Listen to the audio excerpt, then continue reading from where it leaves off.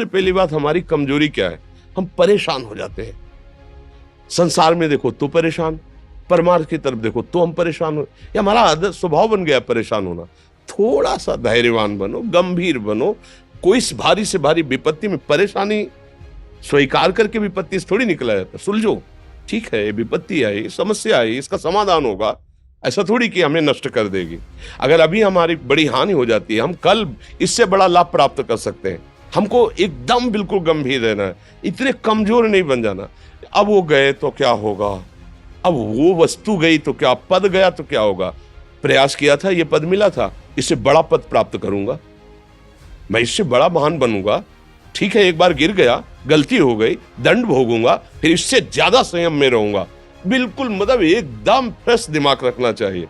पर अपने लोग क्या है, जरा सी बात में एकदम पचड़ा कर लेते हैं, एकदम कमजोर हो जाते हैं। ये बिल्कुल ठीक नहीं है। हम जीवन भर की यात्रा की बात कह रहे हैं, भारी से भारी कष्ट में भी मुस्कुराना, तो हमें बल मिला है, हमें भगवान की कृपा का दर्शन हुआ है, हमें उनका दुलार दिखाई दिया है।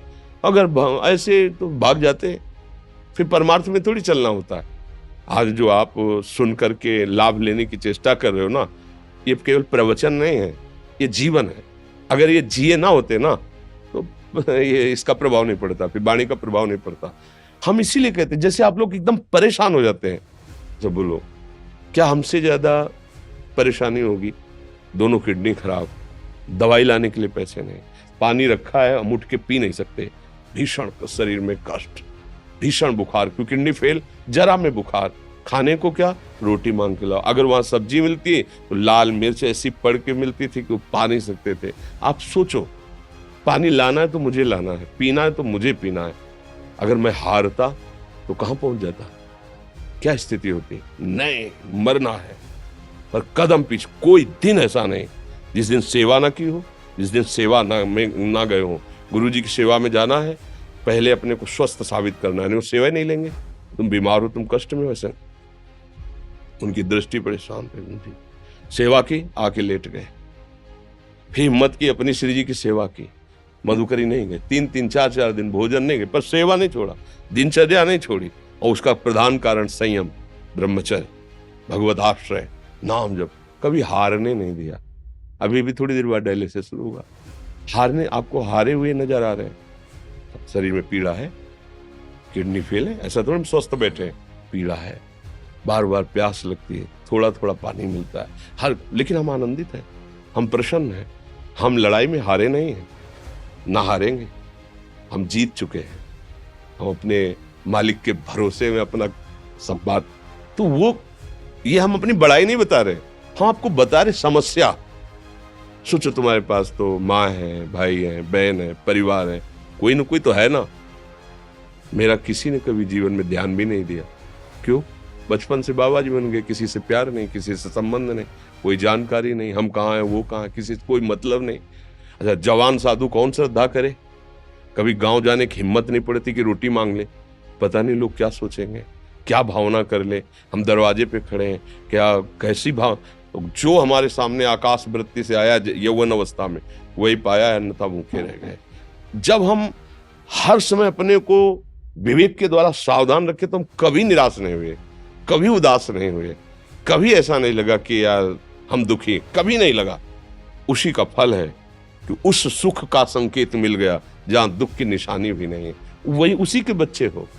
हम सब उसी धातु से बने हुए हैं। हम इतना क्यों परेशान हो जाते हैं? हम ये देखते हैं, अपने लोग थोड़ी बात बिगड़ गई परेशान, नहीं बिगड़ी तो बिगड़ जाने की संभावना में परेशान है।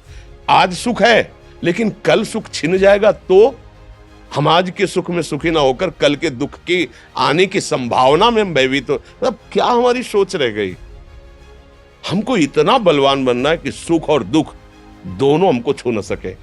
भारी से भारी सुख की व्यवस्था है तो अहंकार नहीं, हर्षित होकर किसी का अपमान न करे कि हम धनी, हम पदाधिकारी, अमुक। भारी से भारी दुख आया तो हमें किसी के सहयोग की जरूरत नहीं, हम फिर अपने कदम बढ़ाएंगे, हम फिर जुड़ी हुई अपनी भावनाओं को सजाएंगे। मस्त जीवन एकदम। तुम अविनाशी के बच्चे हो।